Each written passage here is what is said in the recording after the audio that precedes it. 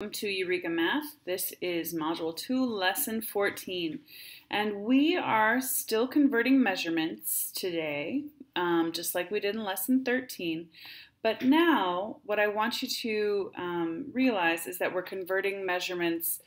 Before we were converting from bigger to smaller, which is easy. But now we're going to convert from smaller to bigger and vice versa. And we're going to do some things that require that you think about fractions, okay? So let's go to our problem set, name on the page. Okay, so here's what I'm talking about. Converting days to weeks. Now you know that 1 week equals 7 days. And if I give you a problem that says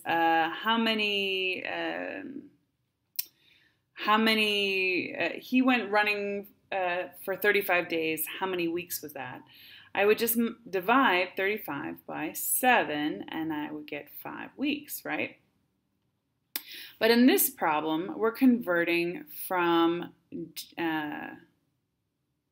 days to weeks in that same way, but we're going to think about weeks as being fractions or days of the week. So there's 1, 2, 3, 4, 5, 6, 7. Did I do that right? 1, 2, 3, 4, 5, 6, 7. Oh, nope, I didn't. Let's try again. 1, 2, 3, 4, 5, 6. Okay, 1, 2, 3, 4, 5, 6, 7.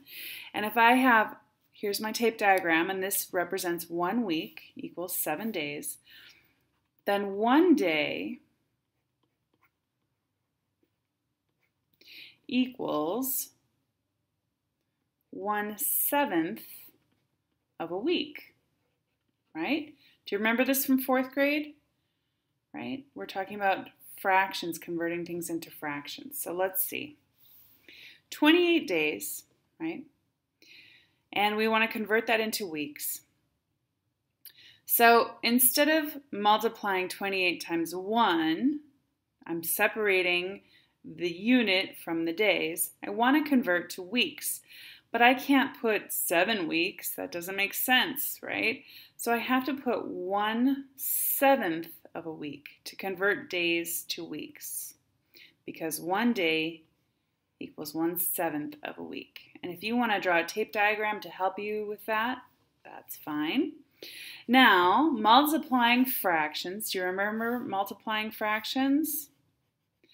I've got 28 times 1/7, and multiplying fractions means I'm going to imagine that there is a 1 under here, okay, and I'm just going to multiply across.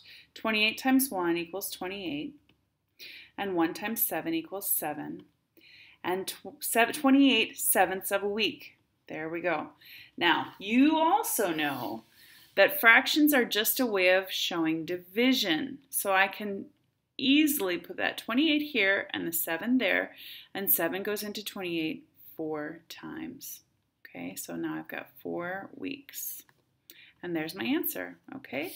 So I might need to use some fractions to do these conversions. Okay, next one. So there are 4 quarts in 1 gallon, okay? So I'm going to draw a tape diagram. This tape diagram represents 1 gallon, and it has 4 quarts in it, okay? So 1 quart equals 1/4 of a gallon, okay? So I changed 4 quarts equals 1 gallon to 1 quart equals 1/4 of a gallon. So 20 quarts, right? Because here I'm just switching out the units. I'm pulling that unit over here. So 20 stays there. The 20 is going to stay here. And 1 quart equals 1/4 of a gallon. There's my tape diagram proving that. And now I just multiply across. And I'm going to pretend there's a 1 underneath here, right? So 20 times 1 is 20. And 1 times 4 is 4. Now 20 over 4, that's a division problem. So 20 divided by 4, 4 goes into 20 5 times. Okay, that means 5 gallons. 20 quarts equals 5 gallons. All right, let's try another one.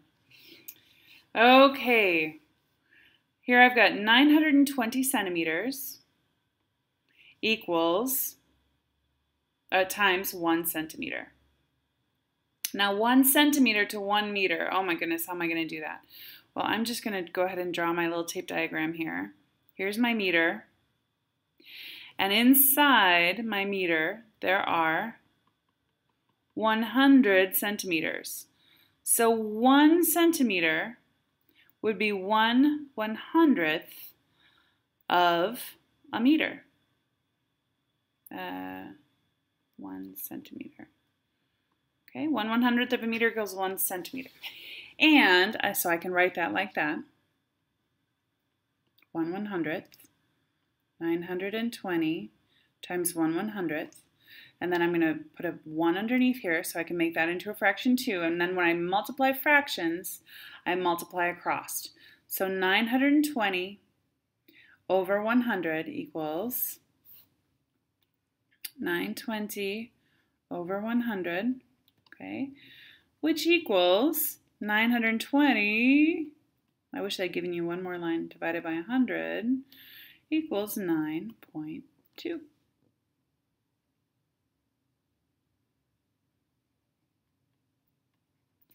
Now, okay, some of you are saying, how did I get 9.2? Okay, here's what we can also do. Instead of using a fraction and multiplying fractions, I think that you guys like multiplying with decimals a little bit better because they're easy to move back and forth. So what is 1/100th? Right? 0, 0, 1. Okay? So instead of drawing 1/100th, I can say 0.01. And then I know multiplying these two numbers that I'm just going to move that decimal over 2 spaces, and my answer is going to be 9.2. Okay, so 2 different ways to do that one. You can do it with a decimal or with a fraction. Next, meters to kilometers, and they've already given it to you, so that's nice of them.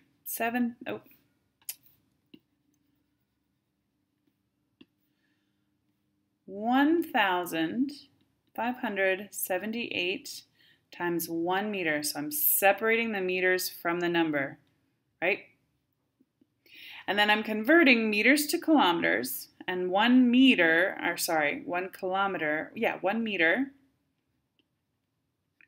equals 1,000th of a kilometer, right? Because there are 1,000 meters in a kilometer. So I can rewrite this fraction here as a decimal, which is what they've done. And if I had 1 kilometer here, I'd have to put it 1,000 times in there to get my 1 meter. 1 meter equals 1/1,000th of a kilometer. And then I'm going to bring this number down. And because those decimals are right there, I can just easily 1, 2, 3 move them over.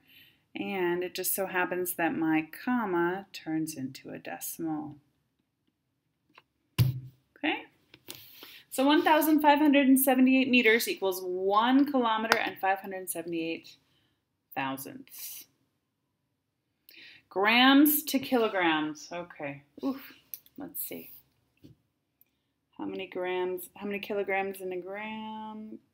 1,000, that's the same. Kilo means 1,000, right?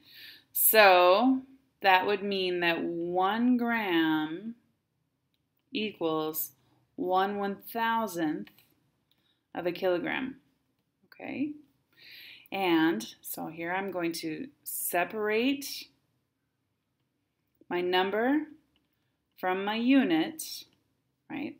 Grams. Then I'm going to replace that unit with its equivalent, which is 1/1,000th of a kilogram, but I'm not going to write it as a fraction. I'm going to write it as a decimal. Okay, And now my new answer will be in kilograms, which is 6.08 kilograms. Okay, now I moved it over 3 spaces, but then I cut that last 0 off because we don't need it. All right, milliliters to liters. Again, this is a 1,000 situation. So 1 milliliter equals 1,000th of a liter. Okay, so 509 milliliters. Oops. What did I do? I accidentally clicked the print button. Okay.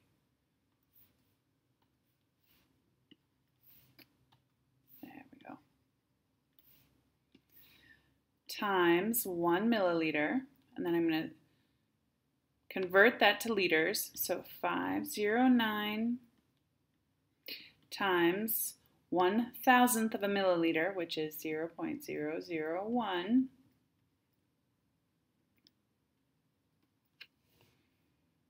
And then my answer becomes 509 liters. Okay? How are we feeling? This is just like yesterday, except our numbers we're multiplying now by decimals and fractions instead of multiplying by whole numbers. Number 2, after solving, write a statement to express each conversion. Okay, the screen measures 24 inches. Convert 24 inches to feet. All right, well, 24 inches, so we're going to change that 24 to 1 inch. And remember, 1 inch equals 1/12 of a foot. You know that because if I put this tape diagram here, 1, 2, 3, 4, 5, 6, 7, 8, 9, 10, 11, 12, right? 1 inch equals 1/12 of a foot, because this whole thing is 1 foot. So I'm going to multiply 24 times 12. Okay, so I multiply across. 24 times 1 is 24. 1 times 12 is 12. And then this becomes a division problem. 24 divided by 12 equals 2, right? And my answer then becomes 2 feet. And the statement, so solve first, and then the statement express, write a statement. The screen measures 24 inches or 2 feet. Okay? All right. A jug of syrup holds 12 cups. Oh my goodness. Cups to pints. I think there's 4 cups in a pint. Let's double check. I'm telling you, I'm terrible when it's not metric. Cups to pints.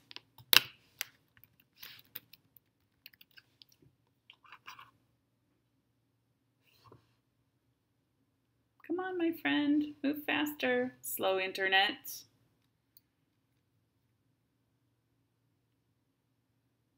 Pretty sure it's 4. Cups to pints, cups to pints. Wow, how slow is this? 76 degrees. Let's try Google, huh?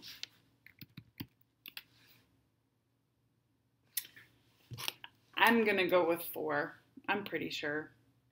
If I'm wrong, we'll fix it later. Okay, a judge of, wait a minute, is this working? Google? No. Silly. Okay. 12 cups. I believe, and I hope I'm not wrong, that there are, you know what, I could look it up here. I'm going to go look it up. I'm just going to look it up so I don't tell you the wrong thing. If we were in class and I was in front of you, you would just look it up for me and shout out the answer. So, no, 6. Wait a minute. 2 cups is a pint. Good thing I looked it up, huh? 2 cups is a pint. Interesting. 4 cups is a quart. Okay. 2 cups is a pint. Okay, so 1 pint equals 2 cups, which means that 1 cup equals 1/2 of a pint. Okay. A jug of syrup holds 12 cups. Convert 12 cups to pints. So here's 12 cups. I'm going to separate the number from the unit. And then I'm going to convert the unit from cups to pints, so that's 1/2 a pint. And then I'm going to multiply across, right? So I'm going to multiply 12 times 1 is 12, and 1 times 2 is 2. And then 12 over 2, I'm going to divide 12 by 2, because, right, it's just a division problem, equals 6. And then I get 6 pints. There we go. Okay, sorry about all that. My internet was faster. I would have looked it up right away. Good thing I have the answer key, right? I'm sure many of you paused the screen so you could check all of your answers. Letter C, the length of the diving board is 378 centimeters. What is the length in meters? Okay, so 1 centimeter equals how many meters? 1/100th. How do I know that? Because there are 100 centimeters in a meter. So 1 centimeter equals 1/100th of a meter.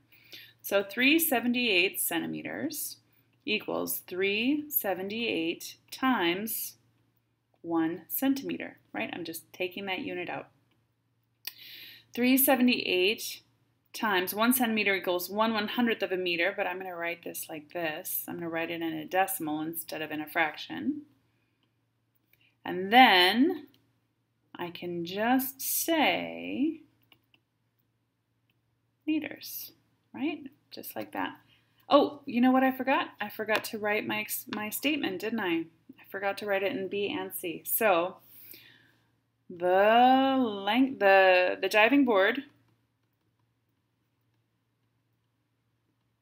is 378 centimeters, which is 3.78 meters, period. And up here, the jug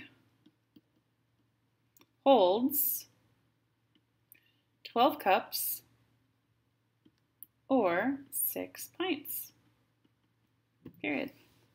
Okay, the capacity of a container, it could be any container, it could be a jug, it could be a box, is 1,478 milliliters. 1,478 milliliters. And there are 1,000 milliliters in a liter, so 1 milliliter equals 1,000th of a liter, okay? So that's a comma. 1,478 times 1 milliliter equals 1,478 times 1,000th of a liter equals 1.478 liters. Gosh, metric is easier, isn't it? Okay, the container holds 1,478 milliliters or 1.478 liters. E, a truck weighs 3,900,000 grams. Convert the truck's weight to kilograms. Okay, 3,900,000 grams, okay, equals 3,900,000 times 1 gram, which equals, well, let's see, 1 gram to 1 kilogram. Remember we said that 1 gram equals 1/1000th of a kilogram. So I'm going to say 3900000, so many zeros, times 0.001 grams, right? Kilograms. Okay, 1,000th.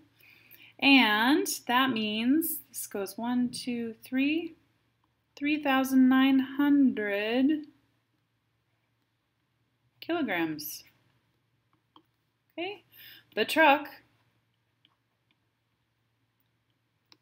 weighs 3,900,000 grams, or 3,900 kilograms. Good. The distance was 264,040 meters. And we're going to convert that to kilometers. So 1 meter equals 1/1000th of a kilometer. And we know that because 1,000 meters fits into a kilometer.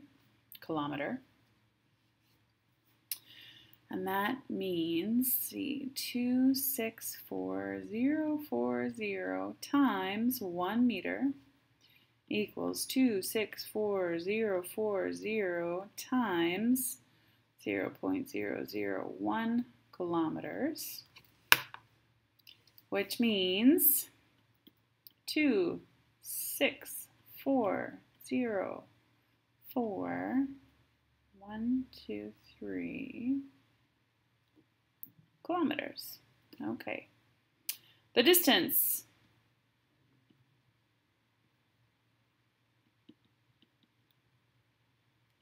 is 264,040 meters, or 264 400 kilometers. Okay, all right, lots of conversion today. It's just the same. The steps are all the same as lesson 13, but we're not multiplying by whole numbers now. We're multiplying by fractions or decimals or decimal fractions because the conversions are in the opposite direction, right? So if you're having trouble with this, let me know, and have a great day.